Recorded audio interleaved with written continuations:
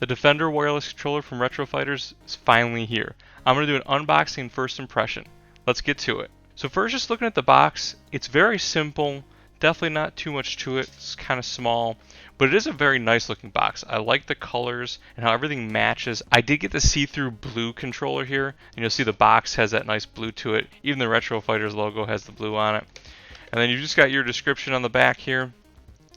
It's not as much of a premium box as they've had in the past, like for their Dreamcast controller, but I understand it's probably a cost-cutting measure, and it makes sense. I paid around $40 with shipping, and that was being part of the Kickstarter campaign, so not a bad price for a wireless controller, and I know that Retro Fighter makes some good quality stuff.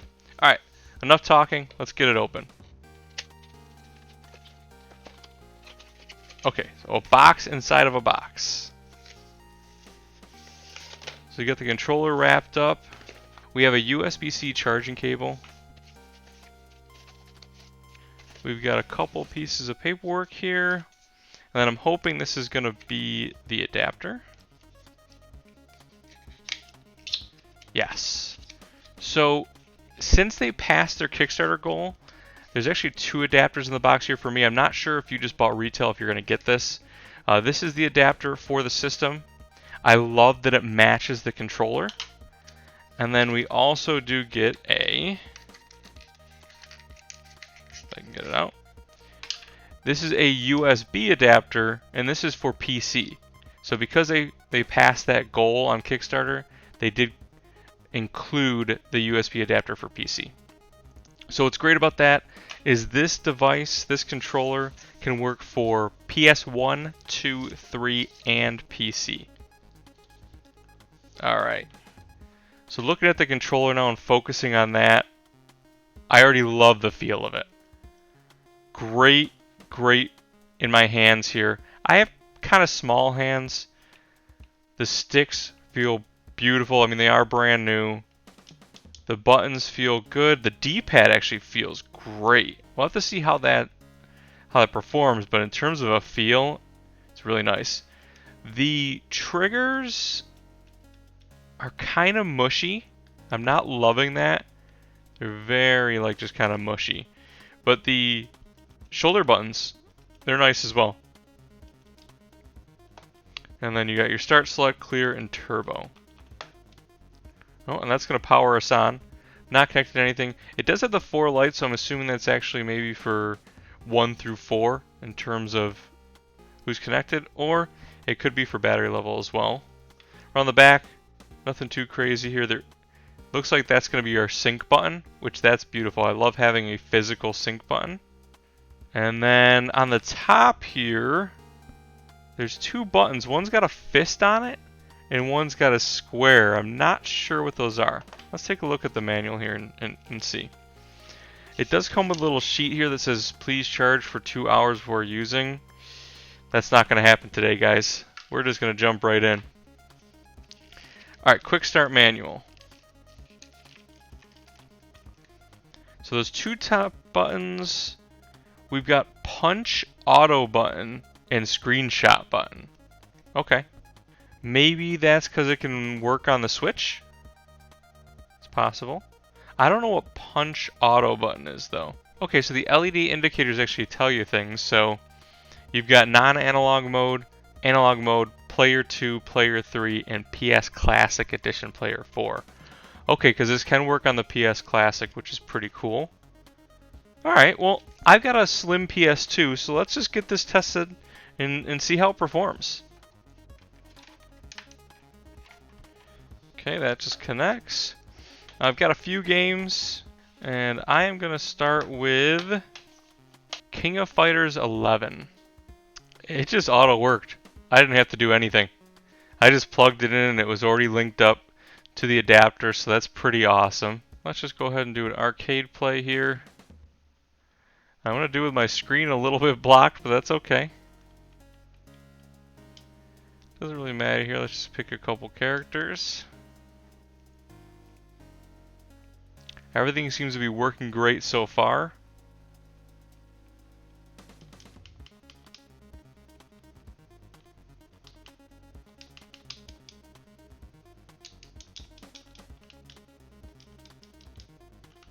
D-pad seems to work great.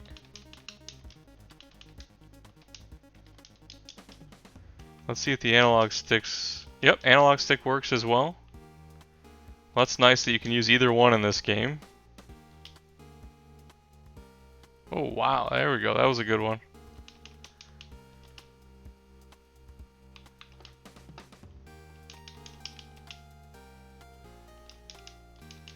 Yeah, I'm really liking the feel of this D-pad. It's a little shallow with the presses, but other than that, the feel is really good. It's a little bit soft and a little bit shallow, but it still feels good when you're pressing it. And I don't feel like I'm getting extra presses. Alright, let's move on. Alright, next we're going to try out GTA. This is GTA Vice City, that's my favorite. Don't worry guys, I'm going to skip over all the loading times. Alright, GTA. It does not look great right now. But, controls, perfect. You can use D-pad or analog stick. Obviously in this kind of game, the analog stick's going to be a lot better.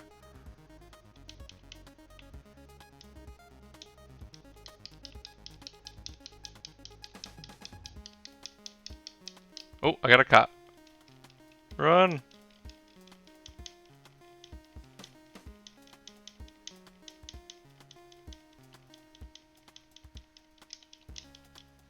Steal a car. Alright, now we'll get to try out those triggers a little bit.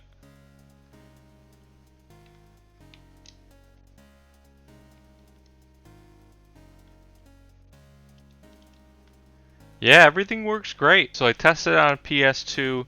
Let's go ahead and plug it into a PC and see how that feels. Plugged in the USB adapter. I've got the controller tester up. It found the adapter, but the controller's not connected to it. I'm just going to go ahead and press the sync button on the back and see if that syncs up. So I turned off the PlayStation. As soon as I did that, it started flashing. I'm going to go ahead and press the sync button. And boom, we're connected. Alright, so it was that easy. So I just had to make sure that the PlayStation dongle wasn't getting power. Once I did that, I pressed the sync button on the bottom here, and then that connected it with the USB. And the USB has a solid light on it that goes with this. And yep, testing is working.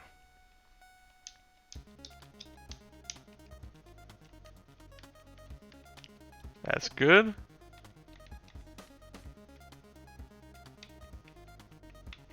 Yeah, everything is perfect. That D-pad is just spot on. I love it. So I tested with PS2 as well as PC. Both work great. I mean, the look and the feel is incredible.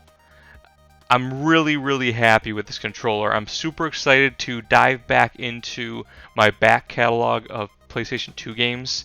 In terms of what I see here, the quality is great. The buttons have a nice feel to them. The controller fits perfectly in my hands. And it worked in the games. Everything was nice and tight and crisp. The only negative I can think of is the triggers are a little mushy for me. The springs are just very soft. I prefer maybe either more shallow or a just stronger spring. But other than that, I mean, the connection was really easy.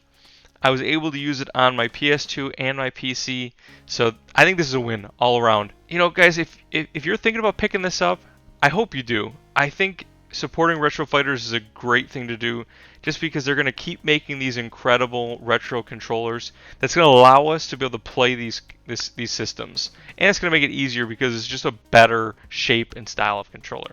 Let me know, guys, in the comments what you think. If there's anything you want me to test on it as well, let me know, because I can do some updates to this video. I can add it onto Instagram and Facebook, things like that. Alright guys, I hope you enjoyed this video. If you did, make sure to like, subscribe, and I'll see you next time.